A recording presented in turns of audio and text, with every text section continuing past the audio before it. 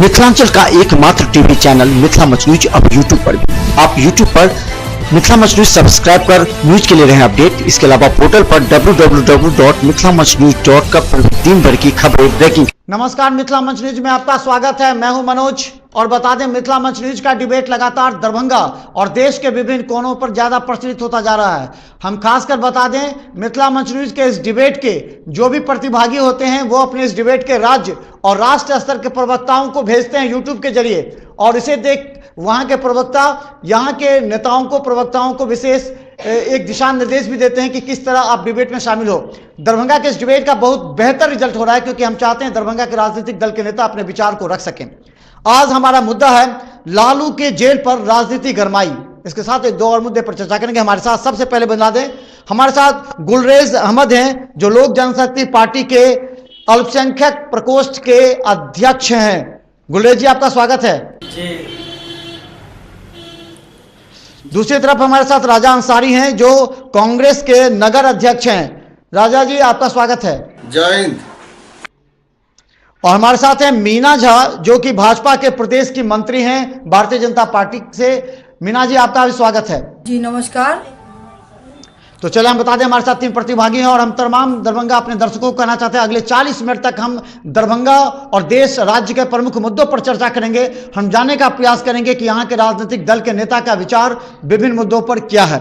सबसे पहला सवाल यह है कि सीबीआई की भूमिका पर अभी इससे पहले डिबेट में प्रश्न चिन्ह लगा था। एक तरफ कांग्रेस कहती है कि वो जो है 2G मामले में सही है, लालू मामले में गलत है।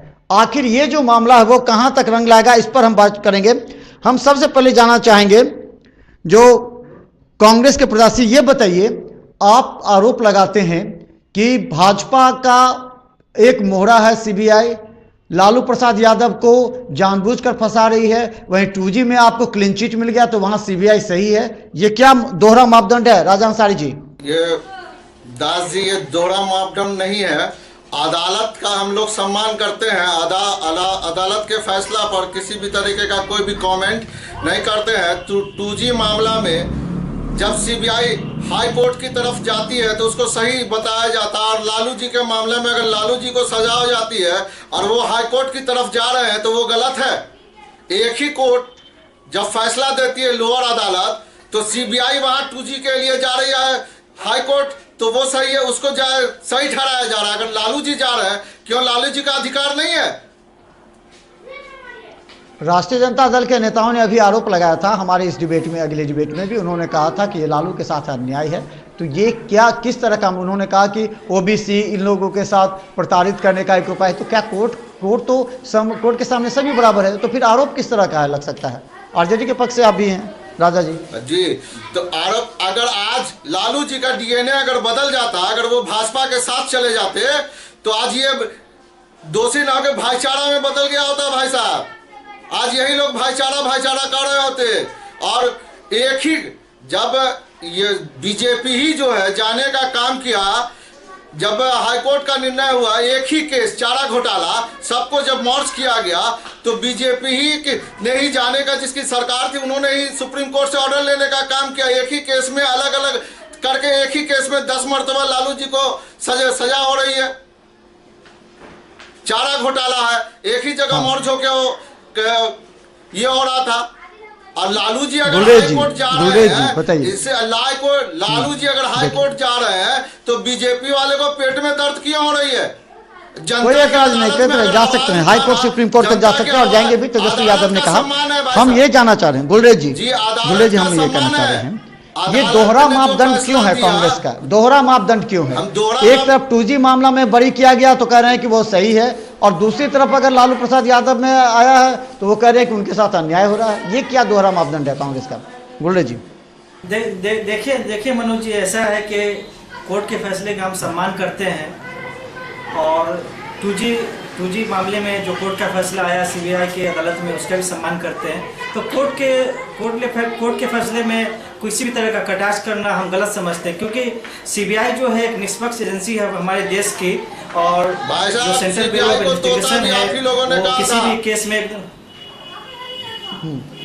जी, सीबीआई को तोता भी आप ही लोगों ने कहा था।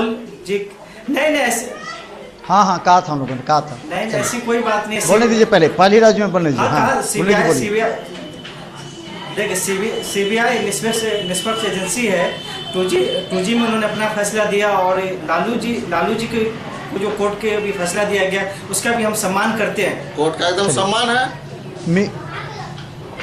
हाँ मीना जी ये बताइए कि ये आरोप लगा राष्ट्रीय जनता दल के नेताओं ने। हाँ बोलिए। को तो हमको लग रहा है कि भैया को जानकारी नहीं है, लगता है हर एक चीज में बोलते हैं कि भाजपा ही वाला करता है।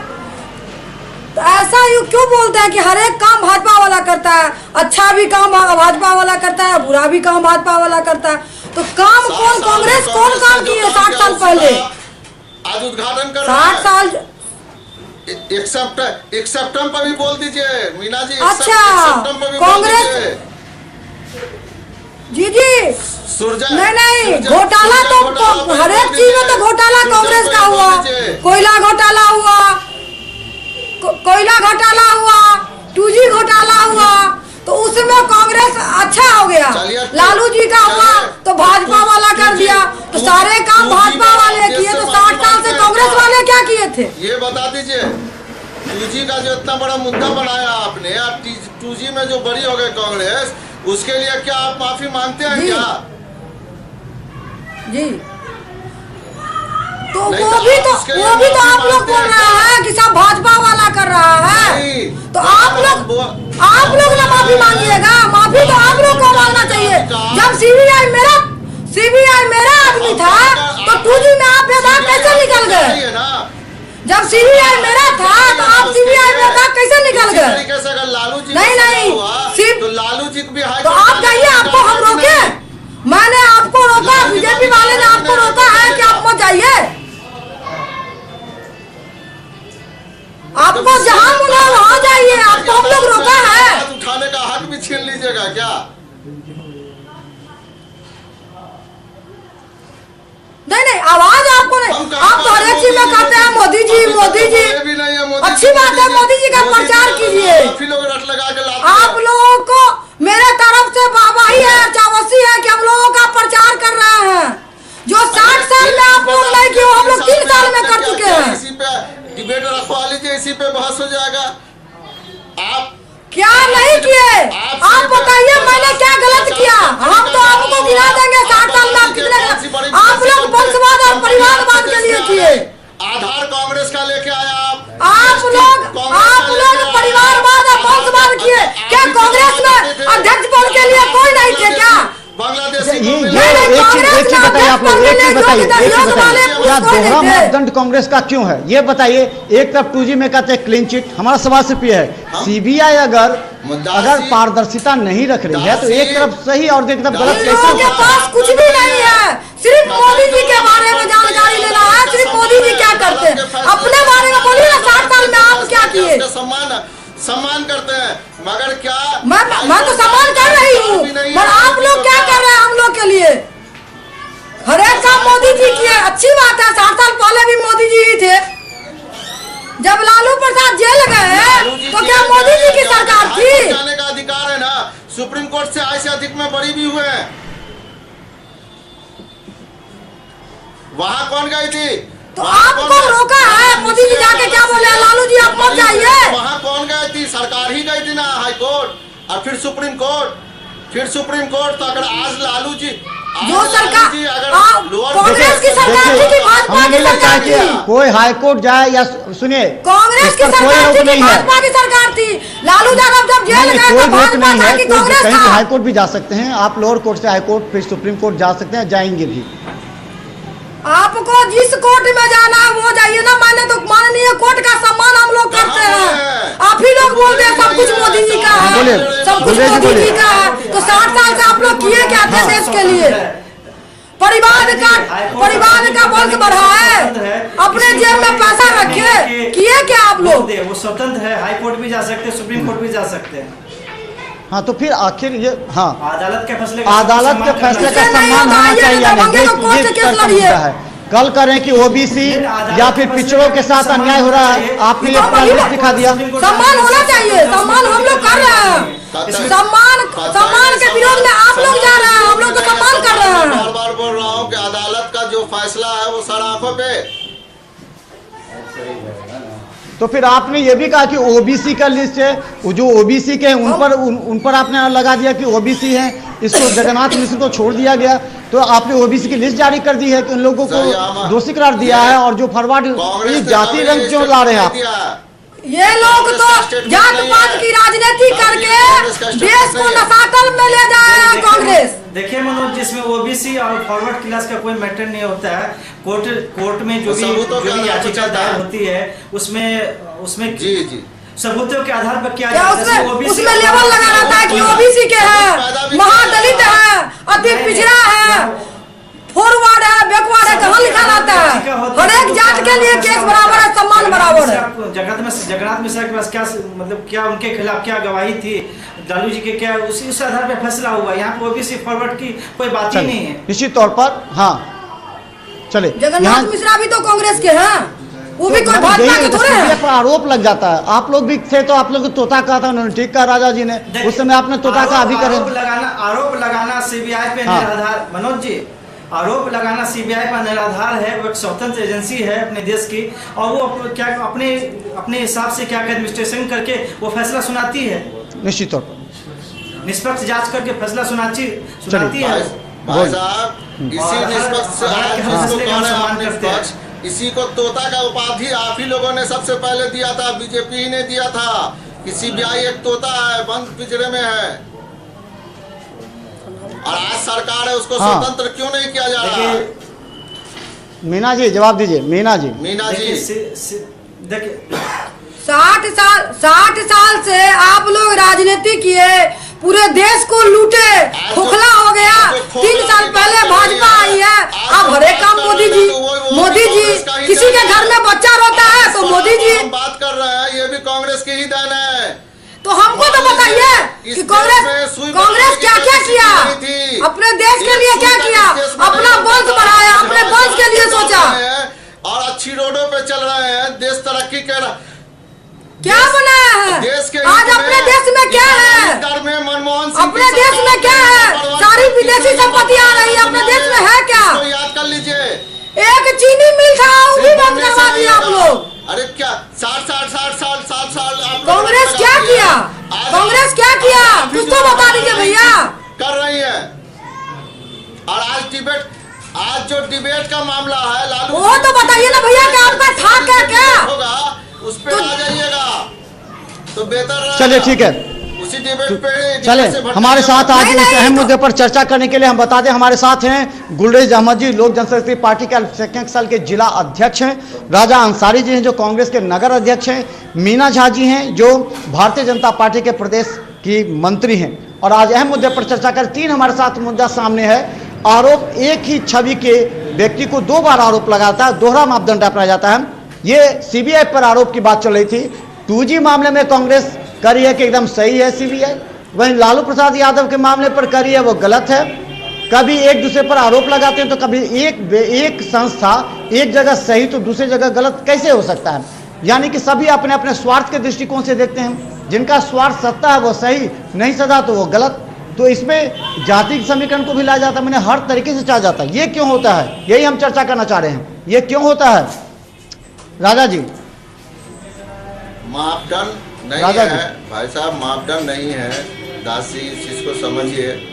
हमने क्या, अदालत का सम्मान है, अदालत का जो फैसला है वो सर आंखों पे, उसके विरोध में नहीं। तो आप लोग धरना प्रदर्शन कर रहे हैं, आप लोग धरना प्रदर्शन के, इसमें धरना प्रदर्शन की क्या आवश्यकता है? राष्ट्रीय जनता दल आप तो पूरी तरह साथ है ना राष्ट्रीय जनता दल के। लालू प्रसाद यादव जी ने चारा घोटाला का उद्घोषण किया, उसको जानकारी लालू यादव ने FIR लॉन्च करवाया नीलांबर चौधरी जी से, और ये मामला आपको हो जाता है।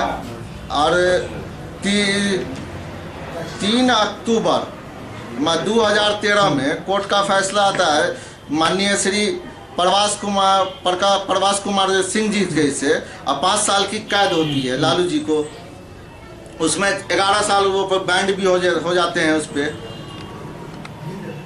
1997 में जेल में भेजा जाता है, तब तक वो मुख्यमंत्री थे 90 से इसमें। और उसी मुख्यमंत्री काल में उन्होंने चारा घोटाले का उजागर किया। चारा घोटाला, क्या एक मुख्यमंत्री किसी ट्रेजरी से खुद पैसा निकासी कर सकता है?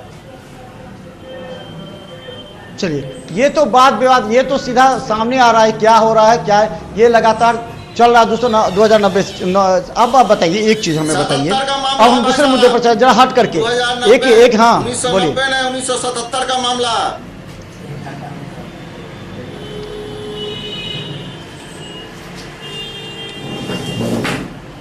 हाँ बोलिए, ये हमसे पूछा जा रहा है। बोलिए गुल्ले जी। हाँ जी बताइए। ये कह रहे हैं कि आखिर ये तो इंसानियत है कि किसी पर आरोप न लगे, चाहे कोर्ट हो चाहे सीबीआई का हो, अदालत हो, तो इस पर क्या आरोप लगाना कि जातिगत समीकरण कभी लगा देते हैं तो कभी, क्या ये नैतिकता है? ये बताइए गुल्ले जी। देखिए, कोर्ट पे या सीबीआई पे आरोप लगाना बहुत ही निराधार बात है, क्योंकि हमारे हिंदुस्तान में डेमोक्रेसी है और कोर्ट सर्वोपरि है। हाई कोर्ट हो, सुप्रीम कोर्ट हो या लोअर कोर्ट हो, वो अपना निष्पक्ष इन्वेस्टिगेशन के आधार पर फैसला लेती है। इसलिए आधार के ये ओबीसी है, ओबीसी के माध्यम से ऐसा किया गया, ये फॉरवर्ड को इस तरह की, ये सब गलत बात है, क्योंकि कोर्ट के आदेश का हम सम्मान करते हैं और हमेशा सम्मान करते रहेंगे। ये आरोप गलत है। अंतिम बार बोल दीजिए मीना जी, उसके बाद हम दूसरे टॉपिक बात करें। अंतिम जी मीना जी बोल दीजिए। हम तो सबसे बड़ी बात है कि इन लोगों को इतना नहीं, इन लोगों को बुझा रहा है कि एक जगह कोई बेदाग निकल रहे हैं, एक जगह दाग लग रहा है और उस पर कोर्ट पे कभी फॉरवर्ड है, कभी बैकवर्ड है, तो कभी अति पिछड़ा है। राजनीतिक अपने जगह पर है, कोर्ट अपने जगह पर है, सीबीआई अपने जगह पर है, सम्मानीय जगह है सब जगह का। और यहाँ जात पात का क्या हो गया? जात पात क्यों बोला जाता है कि अति पिछड़ा थे तो महादलित है तो ब्राह्मण है? हमको तो लग रहा है कि ब्राह्मण का कहीं स्थान भी नहीं है आज के राजनीति में, फिर भी लोग कहा जाता है। और अभी जो निकले हैं खुद को कटा महसूस कर रहे हैं। धन्यवाद। इसीलिए आपके बढ़ावन की बात नहीं, कटा महसूस, आप लोगों की बात को हम रख रहे हैं। नहीं क्यों नहीं, आप ही लोग ना बोल रहे हैं क्यों ब्राह्मण थे या अति पिछड़ा है। नहीं चाहिए राजनीति के अंदर में सबको एक समान लेके चलना चाहिए, जात पात की बात होनी नहीं चाहिए। जात पात की राजनीति करके आप लोग देश को कहाँ पहुँचाना चाह रहे हैं, हम वो जानना चाह रहे हैं। ये अति पिछड़ा क्यों आ रहा है शब्द भैया? हम तो ये जानना चाहते हैं कि शब्द ये का क्यों आता है? कोर्ट हमारा कोर्ट जो है हम लोगों के लिए सम्मान है। आज बड़े बड़े नेता कोर्ट के नीचे, कोई भी नेता हो कोर्ट के नीचे ही सामने रहते हैं। आज कोर्ट नहीं रहता, सीबीआई नहीं रहता तो बड़े बड़े घोटाले का उजागर नहीं होता। तो हम बता दें हमारे साथ 3 नेता हैं और हम लगातार चर्चा कर रहे हैं मुद्दे पर। इसी से जुड़ा हुआ दूसरा मुद्दे पर हम चर्चा करेंगे जो काफ़ी अहम है। एक तरफ सीबीआई कोर्ट पर आरोप हैं, तो अब हम बात करें ईवीएम पर। ईवीएम पर भी दोहरा मापदंड रहा है हमेशा कांग्रेसियों का, या अभी आम आदमी पार्टी के नेता भी चर्चा कर रहे थे। दिल्ली में चुनाव जीतती है तो वहाँ पर ईवीएम के हैक का मामला नहीं आता है। उत्तर प्रदेश में चुनाव जीतती है तो वहाँ कहता है कि उसमें हैक हुआ है, ईवीएम का हैक हुआ है। गुजरात में कांग्रेस चुनाव जीतती है, अधिक सीट लाती है तो वहाँ कहती है कि हैक का मामला नहीं है। पंजाब में तो ये दोहरा मापदंड क्यों है? बोलिए राजा अंसारी जी। जहाँ तक ईवीएम का सवाल है, ईवीएम पे हम लोगों का सिर्फ ये कहना है, हमारे शीर्ष नेता का भी ये कहना है कि जब वीवीपैट की सुविधा दी गई तो अगर 25% जो वीवीपैट है अगर उसकी भी गिनती हो जाए तो इसमें हर्ज क्या है? इसमें क्या दिक्कत है? तो फिर अभी क्यों नहीं आरोप लगाया? गुजरात के चुनाव में क्यों नहीं आपने कहा कि ये हो जाना चाहिए? आपने तो नहीं कहा। हार्दिक पटेल ने कहा कि 10 विधानसभा केंद्रों के होना चाहिए। आप तब दासी तो इसको याद कर लीजिए कि जब हम लोग कोर्ट की तरफ गए थे तो फिर हम लोग भी तो बीजेपी वाले इसी पे बहुत चिल्ला रहे थे। हाँ, हम लोग कहते हैं कि वीवीपैट जब है तो वीवीपैट से बता दें हमारे साथ हैं और मीना झा हैं जो भारतीय जनता पार्टी की हैं, राजा अंसारी हैं कांग्रेस के, और गुरवेज जी हैं जो लोक जनशक्ति पार्टी के हैं। और इस अहम मुद्दे पर हम चर्चा कर रहे हैं। हमारे साथ सभी राजनीतिक दल के नेता हुए हैं। और हम बता दें आखिर राजनीतिक दलों का दोहरा मापदंड क्यों है? कभी इस मुद्दे पर अलग कहते हैं तो अलग मुद्दे पर कहते हैं, कभी एक तरफ वो सही कहते हैं उसी संस्था को, दूसरी तरफ उसे गलत कहते हैं। तो ये निश्चित तौर पर कहीं ना कहीं दोहरी मानसिकता और किसी को बदनाम करने की साजिश कही जा सकती है। और हम बता दें और इसी से निश्चित तौर पर राजनीतिक नुकसान पहुंचता है। ये राजनीतिक नुकसान जो पहुंच रहा है वो किसी न किसी रूप पर घातक है। ये घातक है राजनीतिक दलों पर, ये घातक है 25%, वो भी ये राजनीतिक दल का कहीं ना कहीं अपमान भी हो सकता है, क्योंकि एक ही दल एक ही जगह एक कुछ और कहते हैं, दूसरा कुछ और कहते हैं, तो ये कहीं से भी जायज नहीं हो सकता है। हम ये जानना चाह रहे हैं कि आखिर ईवीएम को एक जगह हैक क्यों कहा जाता है कि छेड़छाड़ हुई है, दूसरी जगह क्यों नहीं कहा जाता, क्यों ऐसा होता है? मीना जी, अगर आवाज उठती है, आवाज हाँ हम एक बात जानना चाहते हैं कि जब आप पंजाब में जीतते हैं तो ईवीएम हैक नहीं होती है, जब आप गुजरात में जीतते हैं तो ईवीएम हैक नहीं होती है, जब आप कहीं और हार जाते हैं तो ईवीएम हैक हो जाती है, तो क्या ये मानसिकता आपका गड़बड़ नहीं हो गया है? आप सिर्फ इस चीजों को मान लीजिए कि अगर उसकी गिनती हो जाने में दिक्कत क्या है, इसको क्यों नहीं मान लेते हैं कि चलिए आप भी आ जाइए। तो अभी क्यों नहीं मांगे? हिमाचल प्रदेश और गुजरात में आपने क्यों नहीं मांग की, क्यों नहीं मांग की? तो आप ही सब बात भाजपा वाला क्यों माने? 60 साल से आप राज किए तो आप क्यों नहीं मान रहे? मैं 3 साल में आपका बात क्यों मानूं? आवाज ईवीएम पे नहीं उठी थी 3 साल में हम ही लोग आपका बात क्यों माने? 60 साल से तो आप लोग भी राज किए, तो राजनीति ने नहीं उठाया। जी तो देख लीजिए, आवाज कांग्रेस ने नहीं उठाया जी। आवाज जब उठी है आम आदमी पार्टी मायावती, लेकिन आपने समर्थन किया था, आपने समर्थन जरूर किया था। जब दिल्ली में जब आम आदमी पार्टी जब जीती तो केजरीवाल बोला कि पंजाब में जब हार गया तो बोला ईवीएम में हैक है, जब दिल्ली में पूरा सीट जीत गया तब ईवीएम हैक नहीं था। आप लोगों को सोच ये नहीं लग रहा है कि 3 साल में इतना डर गए? वीवीपैट से जब इलेक्शन हो रहा है तो 25% की गिनती हो जाए, तो आप क्यों नहीं मान लेते हैं कि आप क्यों नहीं मान लेते कि आप लोग जो बोलते हैं वो गलत बोलते हैं? गुलरेज जी, ये क्या दोहरी मानसिकता यहाँ भी दिख रही है? यहाँ भी दोहरी मानसिकता दिख रही है। एक जगह कहा जाए उत्तर प्रदेश में चुनाव जीती बीजेपी तो कहा कि यहाँ पर ईवीएम से छेड़छाड़ हुई है, दिल्ली में छेड़छाड़ नहीं होती है, गुजरात और अभी हिमाचल के रिजल्ट आए तो वहाँ छेड़छाड़ नहीं हुई, तो ये वहाँ बात नहीं उठी, तो क्यों ऐसा होता है? देखिए मनोज जी, ये ईवीएम पे जो आरोप लग रहे हैं वो निराधार है, क्योंकि अभी पिछले साल क्या कहते 4 राज्य के चुनाव हुए, जिसमें पंजाब एक बड़ा राज्य आता है, उसमें कांग्रेस वहाँ जीती, तो वहाँ मतलब ईवीएम ठीक था, और जगह क्या कहते हैं जहाँ भाजपा जीती तो वहाँ ईवीएम खराब था। तो ये कांग्रेस ने नहीं, ईवीएम पे कांग्रेस ने आवाज नहीं उठाया। भैया जहाँ गड़बड़ रहेगी वहाँ पूरा देश में गड़बड़ रहेगी, एक ही जगह गड़बड़ नहीं हो सकती है। अभी क्या कहते हैं लोकसभा, आप नहीं आप जीते तो अच्छा, अब मैं जीती तो बुरा। आम आदमी पार्टी दिल्ली में जीतती है, ईवीएम पे कोई आरोप नहीं लगता है। अगर ईवीएम पे आवाज उठी है तो अगर उसकी गिनती हो जाए, इसका तो समर्थन कर दीजिए। नहीं, अभी उपचुनाव कैसे समर्थन कर दे? आप मजबूरी करिएगा, गलत बात का समर्थन कर देंगे तो कैसे कर देंगे गलत बात का समर्थन? देखिए यहाँ पे नरेंद्र मोदी की लोकप्रियता है, नरेंद्र मोदी के कार्यकाल से सब खुश हैं, इसलिए नरेंद्र मोदी के नाम पे क्या कहते हैं वोट दिया जा रहा है। खत्म हो चुका था, उनको भी राज्यसभा पहुँचाने का काम लालू जी ने ही किया, जिंदा उन्होंने ही किया। देखिए देखिए सबसे बड़ी चीज क्या है कि लालू जी को जिंदा कौन किया है? धन नीतीश बाबू के लालू जी जिंदा हुए 12 से 85 पर आ गए। जिंदा करने की बात नहीं, अभी हम लोग क्या कहते हैं कि लालू जी का भी तो अस्तित्व मिट गया था। 6 सीट हम लोग जीते, 6 सीट हम लोग जीते, तो हम लोग भाजपा गठबंधन में थे, और ये नरेंद्र मोदी की लोकप्रियता है, तो हम लोग क्या कहते हैं कितने सीट पे चुनाव जीते। आपके पार्टी का अस्तित्व समाप्त कर दिया गया था, वो तो लालू जी ही की देन है, उन्होंने जो राज्यसभा पहुंचाने का काम किया। देखिए हम लालू जी क्यों अपने डर रहे हैं? जहाँ तक आरजेडी का सवाल सारा काम बेटे को क्यों दे रहे हैं? और कोर्ट का फैसला है, तो कोर्ट के फैसले का तो सम्मान करती है कांग्रेस। नहीं, कोर्ट के फैसले का सम्मान हम कर रहे हैं, लेकिन क्या कहते हैं आरजेडी, हम लोग भी कर रहे हैं, कोर्ट का फैसला का सम्मान कर रहे हैं, बिल्कुल कर रहे हैं। और हमेशा हम लोग कहाँ कोर्ट के विरोध जा रहे हैं? कोर्ट के फैसले का कोर्ट का सम्मान कहाँ सम्मान नहीं कर रहे हैं, कोर्ट का हैं। सम्मान कर रहे हैं।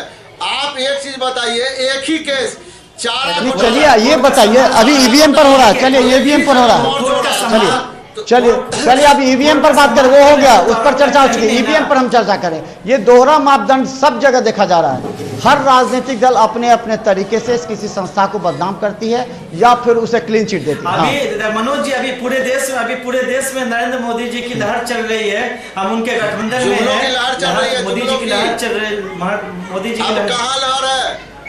नहीं, जुमलों की करें, जुमलों की लहर चल रही है, जुमलों क्यों नहीं? मोदी जी की लोकप्रियता की देन है कि हर जगह से हम लोग जीत रहे हैं। मतलब जनता नहीं, हमारे साथ, हम कहे तो जुमला हुआ और आप बोले तो क्या हुआ? जनता हमारे साथ। हमने काम किया तो जुमला हो गया, आपने काम किया 60 साल में तो वो क्या हुआ?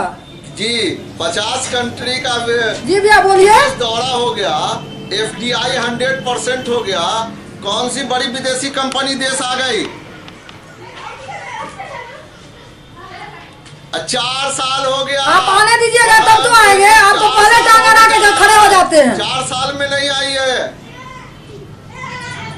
नहीं, तो आप कहाँ देख रहे हैं कि आज आपका भारत का स्थिति, सब देश आज आंख उठा के कोई देश देखने वाला नहीं है। देश की डिप्लोमेसी, और आप लोग जो थे तो पाकिस्तान, चीन सब आंख उठा के देख रही थी। चलिए ये बताइए, ईवीएम से छेड़छाड़ का मुद्दा ये उठा था आपके आज आप पूरे देश में, पूरे दुनिया में आपका इंडिया नंबर 1 पे है। 2013 में नहीं, आप लोगों के राज में ऐसा नहीं था, आपके प्रधानमंत्री कहीं नहीं जाते थे, और आपके रीजन में एक चीज में मजबूत हुआ है, आपके प्रधानमंत्री कहीं नहीं जाते थे। बीफ इंपोर्ट एक्सपोर्ट में दुनिया का नंबर 1 कंट्री भारत बना है बीफ के एक्सपोर्ट में, जिसको चुनावी मुद्दा आप लोग बनाते हैं और दुनिया में। चले ठीक है, मुद्दा से मत भटके। ये बताइए, ईवीएम पर जो राजनीति होती है, क्या ये मानते हैं कि राजनीतिक दल अपने स्वार्थ से इस पर राजनीति करते हैं? ये बताइए राजा जी। कतई नहीं। ईवीएम पे जब आवाज उठी है तो उस आवाज के लिए वीवीपैट की गिनती हो जानी चाहिए। तो चले हम बता दें, हमारे साथ आज महत्वपूर्ण मुद्दे पर चर्चा करने हमारे साथ गुलरेज हैं, जो लोक जनशक्ति पार्टी के अल्पसंख्यक सेल के अध्यक्ष हैं, तो दूसरी तरफ राजा अंसारी हैं, कांग्रेस के नगर अध्यक्ष हैं, और मीना झा हैं, जो कि भाजपा प्रदेश की मंत्री हैं। और 3 राजनीतिक दल के को हम दरभंगा और राष्ट्रीय मुद्दे पर अहम चर्चा कर रहे हैं, ताकि दरभंगा की जनता भी सोचे कि यहाँ के राजनीतिक दलों का क्या पक्ष है, क्या सुझाव है, क्या अपना विचार है इस मुद्दे पर।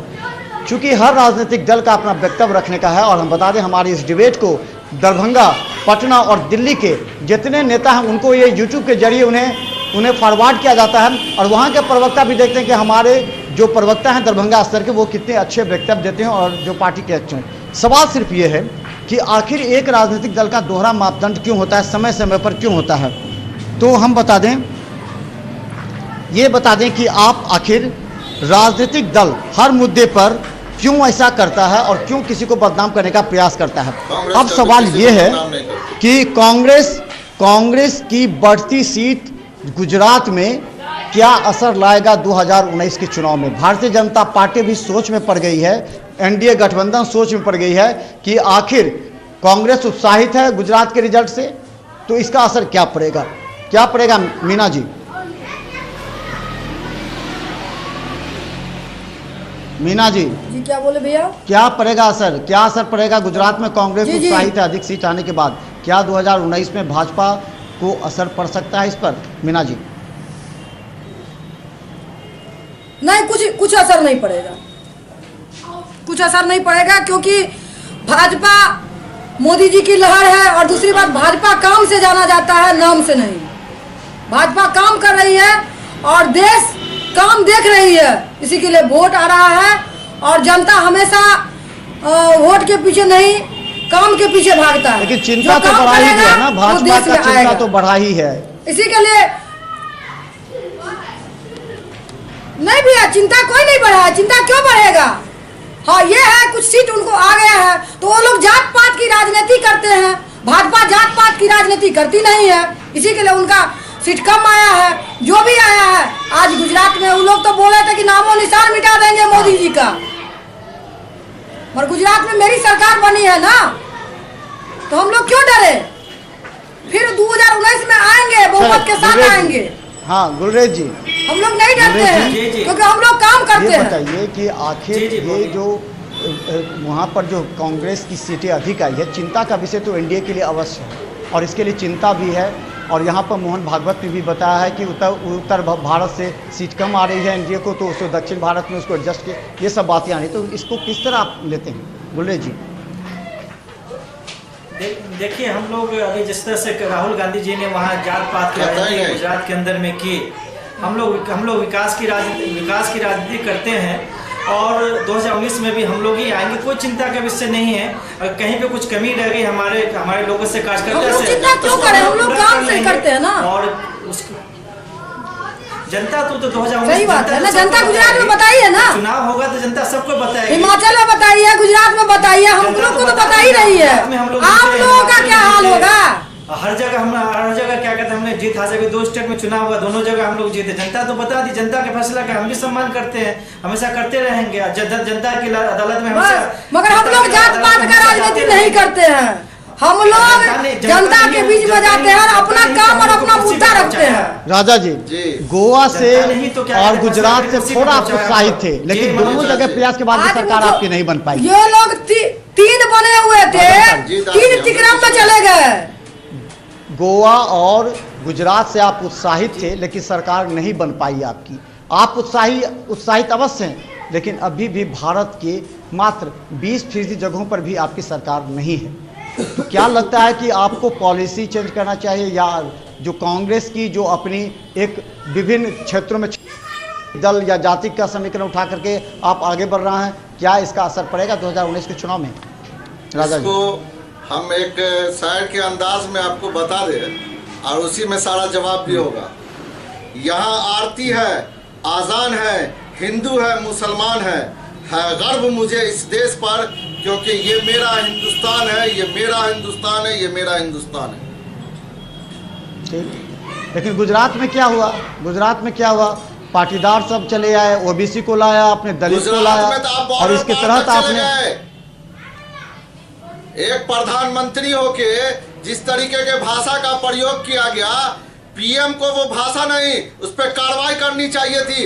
अगर मनमोहन सिंह ने वैसा काम किया दोषी, तो उनको इमीडिएट एफआईआर होना चाहिए था। मणिशंकर अय्यर ने क्या बोला? राजा भाई मणिशंकर अय्यर ने क्या बोला? आपके अपने माननीय लोग क्या बोले? वो क्यों नहीं बोले? काम किया नहीं, लेकिन कहना उनको उचित था क्या? उसका कभी समर्थन नहीं करते हैं। प्रधानमंत्री का हम सम्मान करते हैं, प्रधानमंत्री को नीच कहना उचित था क्या? गुजरात के अंदर श्री राहुल गांधी जी ने कहा था कि मोदी जी हमारे प्रधानमंत्री बोले ही नहीं ना, होना चाहिए देश के वो तो बोले ही नहीं, रिमोट कंट्रोलर थे। तो प्रधानमंत्री हमारे भी हैं, सिर्फ आपके नहीं है, हमारे भी प्रधानमंत्री है, इस देश के प्रधानमंत्री है, सबके प्रधानमंत्री हैं, सबके। इसको ये आप लोग देश के प्रधानमंत्री, हम कहाँ बोल रहे हैं कि सिर्फ मेरा ही प्रधानमंत्री है? के बारे में किसी भी तरीके का अपमानजनक टिप्पणी निंदनीय है, हम इसको बर्दाश्त नहीं करेंगे। और इसी कारण राहुल गांधी ने इमीडिएट एक्शन लेते हुए मणिशंकर अय्यर जी को निकालने का काम किया। तो हम लोग भी कहते हैं जात पात का भेद नहीं, मानवता धर्म हमारा है, झूठा वादा कोई नहीं, काम करके हम दिखाते हैं। हम लोग को भी आता है ना कि जात पात का भेद नहीं, मानवता धर्म हमारा है, झूठा वादा कोई नहीं, संघर्ष करके दिखाते हैं। दे दिया क्या? नहीं, क्या बोले? सबका साथ और सबका विकास। हम लोग जात पात की राजनीति नहीं करते हैं भैया। 50,000 रुपया लगाकर 80 करोड़ रुपया जी बोलिए। आइडिया आप ही लोग के पास हो सकता है, हम लोग के पास तो नहीं है। हम लोग को भी बता दीजिए कि हम लोग भी 50,000 लगा के 80 करोड़ रुपया साल में आप लोग के पास है ही क्या? आप लोग के पास टूजी घोटाला था, कोयला घोटाला था, बन जाए, ओलंपियाड घोटाला था। आप लोग के पास है ही क्या घोटाला के सिवा, परिवारवाद के सिवा? व्यापम घोटाला पे ही बात कर लीजिए। हम लोग परिवारवाद नहीं ना है, इसी के लिए हम लोगों को जानकारी है। मर्डर हो चुका, अभी तक तो दर्जनों हो चुका, उस पे भी तो बात कर लीजिए। तो व्यापम भी सबसे बड़ी बात है ना कि आप लोगों के पास मुद्दा नहीं है, मुद्दा से हट भटक गए हैं। देखो मुद्दा पर आइए। घोटाला भाई आपके कांग्रेस के 10 साल के रीजन में भी तो बहुत सारा घोटाला हुआ। वो भी आ जाएगा, घोटाला उसको से भी लेकर के देखिए। बहुत सारे तो टूजी एक्सपेरिमेंट कांग्रेस घोटाला ने सारा काम घोटाला ही भी हुआ। किया क्या? किस सरकार के रीजन में टूजी घोटाला में लोग जेल गए? किस सरकार के रीजन में कोला घोटाला में लोग जेल गए? कांग्रेस। क्या वो आपकी सरकार थी? आपने वादा किया, आप जब सरकार में आए तो उस मामले में कितने लोगों को आपने जेल भेजने का काम किया? भेजने का कोयला घोटाला किसके रीजन में हुआ था? भाजपा के रीजन में क्या? कोला घोटाला तो क्या कहते नहीं, कांग्रेस के रीजन में हुआ था। उसको जेल कोला भेजने घोटाला का हो गया, काम टूजी किसने एक्सपेरिमेंट किसने घोटाला किस हो क्या गया। वो भाजपा के कोई मंत्री थे क्या? उसमें जो आरोपी आपके रीजन में तो खाली घोटाला हुआ, 60 साल से लेके अभी तक घोटाला ही घोटाला है। में जो आरोप लगाया विनोद राजी को मिलाकर, तो चलें अभी हमारे साथ, हमारा समय हो चुका है, लेकिन हम आपको अंतिम एक सवाल है। चले आप दरभंगा से जुड़े हुए एक सवाल पर बात करेंगे। मीना जी, गुलेश जी और आप लोग मुद्दे से भटक चले गए हैं। चले आप मुद्दा दरभंगा के नहीं मुद्दे पर है। हम एक बात करना चाहते हैं। अब अंतिम सवाल हमारा है और एक एक करके जवाब दीजिए ताकि दरभंगा के तमाम दर्शक और जनता जान सके कि आखिर दरभंगा में विकास की गति क्या है। एक चीज़ बताइए, दरभंगा को स्मार्ट सिटी नहीं बनने दिया गया, उस पर रोक लग गया। दूसरे को स्मार्ट सिटी में आप लोगों ने इस मुद्दे को उठाया भी नहीं, कांग्रेस ने नहीं उठाया। दूसरी बात यह है कि दरभंगा में एम्स के लिए 22 एकड़ डिलाही में ज़मीन को दिया गया है। अभी केंद्र में और राज्य में भाजपा की सरकार है, भाजपा के मंत्री हैं। आखिर क्यों नहीं इस पर कार्य? क्या विकास के कार्य के लिए ये आवश्यक नहीं है कि स्मार्ट सिटी में इसको दर्जा मिले, यहाँ एम्स की स्थापना हो? क्यों नहीं ऐसा हुआ मीना जी? अब होगी। अब जब मेरी सरकार आई है, केंद्र में भी मेरा है, बिहार में भी मेरा है, तो अब हम लोग जाएंगे, मांग करेंगे। की सरकार हम लोग मुद्दे पर काम करते हैं, हम लोग मुद्दा पर काम करते हैं। वहाँ पर गठबंधन में भर दिन गठबंधन होता था, कुछ काम कहाँ हुआ? तो सुशासन राज हो गया, रोज मर्डर हो रहा है, न्यूज देखिए उठाकर। हो ही गया है ना, क्योंकि आप लोग में डेली हमारा समय हो चुका है। एनडीए का सरकार आया है, अब हम ये लोगों का मीना जी छोड़ो, विकास की ये तरफ बढ़ बताइए कि रहा क्या है। दरभंगा में विकास की गति मंथर है या इसको किस तरह बना, क्या आपके कंसेप्ट में है, किस तरह दरभंगा का विकास होगा, ये बताइए मीना जी। क्या विकास की क्या गति होगी दरभंगा में, किन किन रूप में? स्मार्ट सिटी नहीं बन सका तो क्या होना चाहिए अभी? अभी हम लोग, हमारे मंत्री जी आए थे, अश्विनी चौबे केंद्रीय मंत्री आए थे, उनको हम लोग मेडिकल के बारे में बोले और विकास की रफ्तार बढ़ी है, रुक गई थी कुछ बीच पहले, अभी विकास की रफ्तार बढ़ी है गुलराज और बढ़ेगी। गुलेश जी ये बताइए, दरभंगा में विकास की गति काफ़ी धीमी हो चुकी है। यहाँ एम्स के लिए 22 एकड़ जमीन जिलाही में दिया गया है और दूसरी तरफ कि स्मार्ट सिटी नहीं बन पाया। एनडीए की सरकार है केंद्र और राज्य में, क्या हो सकता है, क्या आप विश्वास दिलाते हैं जनता को? देखिए, पहले तो हमारी केंद्र में सरकार थी, अब राज्य में सरकार आई है। इसके लिए हम लोग मांग रखेंगे और इसको स्मार्ट सिटी में शामिल करने का प्रयास करेंगे। और जो भी एम्स के लिए ज़मीन वहाँ पे एक्वायर किया गया है, उसमें एम्स की स्थापना होगी। सारे मांग को आगे आकर हम लोग रखेंगे और विकास की जो गति है, जो गति से चल रही है, उस गति को और आगे बढ़ाएंगे और दरभंगा को स्मार्ट सिटी में शामिल करने का प्रयास करेंगे। हम लोग मांग करेंगे इससे। चलो राजा अंसारी जी, अंतिम बता दीजिए, क्या दरभंगा, आपको विश्वास है ये लोग जो बोल रहे हैं, क्या हो सकता है संभव दरभंगा स्मार्ट सिटी बने, दरभंगा में एम्स होगा? आप भी मदद कर सकते हैं, राजनीतिक जनता के लिए तो सभी को मदद करना चाहिए। जनता के लिए तो है कि एम्स का बनना जरूरी है, होना चाहिए। और स्मार्ट सिटी जितने भी स्मार्ट सिटी घोषित की गई है भाजपा बीजेपी सरकार द्वारा, पहले तो वहाँ देख लिया जाए कि वहाँ स्मार्ट सिटी बना कि नहीं बना। वहाँ तो कोई कार्य नहीं हुआ है जमीनी स्तर पर। स्मार्ट सिटी आदर्श गांव का 4 साल बीत गए और क्या 2020 में कीजिएगा? क्या होगा शुरू? हम तो 22 कर रहे हैं। तो प्रोसेस में है। 60 साल का जंग ना भैया, धीरे धीरे छूट रहा है। आएंगे ना दूसरा थोड़ी आएगा राजा भाई, हम ही आएंगे। आप तो 22 7 साल का जंग लगा हुआ है, धीरे धीरे छूट रहा है ना, एक बार कैसे छूटेगा? राजा जी को बोलने दीजिए। राजा जी, हाँ बोलिए। राजा जी, क्या आपको विश्वास है कि विकास होगा दरभंगा का? दरभंगा और उसमें के आपकी क्या विकास भूमिका का होगी? एक सबसे बड़ा रोड़ा जो है वो है जल जमाव। सबसे पहले जरूरी काम है कि यहाँ ड्रेनेज सिस्टम होना चाहिए, एक बेहतर ड्रेनेज सिस्टम होना चाहिए। ये सिस्टम अगर डेवलप हो गया तो दरभंगा में आधे से अधिक पैसा जो बर्बाद होता है, जो रोड के नाम पर बना हुआ रोड है उसको फिर बना रहे हैं, ऊंचा कर रहे हैं, इसके नाम पे जो बर्बाद होता है। और उसके कारण होता है क्या कि जहां डेवलप नहीं है वहां डेवलप नहीं हो पा रहा, जो न्यू आबादी बस रहा है वहां इसमें आपकी भूमिका, आप लोग भी साथ देंगे? अगर वो लोग प्रोग्रेस काम करेंगे, आप साथ देंगे? आप लोग? हम लोग एकदम विकास का साथ है, जहां हम लोग की जरूरत पड़ेगी उसमें तो हम साथ देने के लिए हर वक्त कांग्रेस तैयार है और देती आई है। विपक्षी पार्टी का दर्जा तो इन लोग ने नहीं दिया, हम लोगों ने तो जब 2 थे तब भी दिया, अपना सीट गंवा के रिजाइन करवा के अटल बिहारी वाजपेयी को लाने का काम किया था। तो चलें हम बता दें, धन्यवाद आप लोगों का, बहुत बहुत धन्यवाद आप लोगों ने मिथिला मंच न्यूज के इस डिबेट में दिया। और इस डिबेट को हम कह रहे हैं कि देश के विभिन्न राजनीतिक दल के जो प्रवक्ता हैं वो देखते हैं मिथिला मंच में आए हुए सारे प्रतिभागियों का डिबेट और उन्हें शाबाशी भी देते हैं। हमारे कई देश के जो प्रवक्ता, उन्होंने फोन करके भी हमें कहा है कि यहाँ के प्रवक्ता को बहुत अच्छा मनोबल मिला है और ये लोग बात कर सकते हैं। तो आप लोग इसे YouTube में शेयर करें ताकि अधिक से अधिक लोगों तक आपके विचार जनता तक पहुंच सके और जनता को लगे कि दरभंगा के विकास में राजनीतिक दल अपने अपने तरीके से विकास कर रहे हैं, न कि दूसरे पर आरोप लगाकर जनता के विकास को पीछे धकेलने का काम कर रहे हैं। तो सबसे पहले आप लोग का धन्यवाद देते हैं। गुलेश जी, आपका बहुत बहुत धन्यवाद। राजा अंसारी जी, बहुत बहुत धन्यवाद। मीना जी, आपका बहुत बहुत धन्यवाद। धन्यवाद। धन्यवाद मनोज जी, बहुत बहुत तो धन्यवाद। बता दें, हमारे साथ 3 राजनीतिक दल के नेता थे और हमने लंबी डिस्कशन की और 3 अहम मुद्दे थे। एक तरफ जहां ईवीएम पर छेड़छाड़ का आरोप दोहरा मापदंड था, तो दूसरी तरफ सीबीआई और कोर्ट पर भी दोहरा मापदंड पर आरोप लगा। वहीं दरभंगा के विकास के लिए क्या होना चाहिए, इस मुद्दे पर हमने चर्चा की। हमारा यह डिबेट दरभंगा के तमाम जनता तक हम यूट्यूब के जरिए पहुंचाएंगे ताकि जनता के कमेंट, जनता के विचार हमें वापस आ सके। धन्यवाद।